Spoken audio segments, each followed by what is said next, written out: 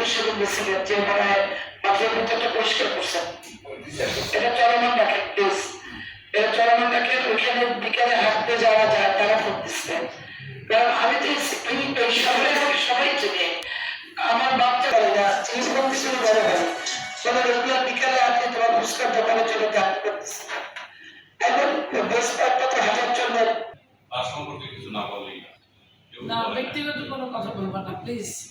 এখানে তোমার city corporation সংক্রান্ত কোনো কাজ থাকলে বলো। সিটি কর্পোরেশন তো আছে, সেটা তো কিছু বলতেই হয়। আপনি বরিশাল সিটি কর্পোরেশনের নাগরিক, এখানে সেবা দিতে আসছেন। আপনার জীবনের দীর্ঘ জীবন এই বরিশালের টানে অনেক ইচ্ছা, আপনার সম্পর্কে কিছু বলতেই হবে। কারণ আপনি বরিশাল শহরে যখন রাজনীতি করেছেন, এই বরিশাল শহরে শত শত ছেলে ছাত্র জনতার মাঝখানে আপনি একটি মাত্র কন্যা, যা যেই সময় রাজনীতি করেছেন সেই সময় এই অঞ্চলে আমাদের সামাজিকতায় রাজনীতি করার মতো একটা মহিলার পক্ষে সম্ভব ছিল। আমি ধন্যবাদ জানাই আপনার পিতা মাতার প্রতি যে ওই সময় আপনাকে রাজনীতি করার জন্য আমাদেরকে এখানে সময় সুযোগ করে দিয়েছে, যার কারণে আপনাদেরকে আপনার এখানে প্রশাসক হিসাবে পেয়েছে।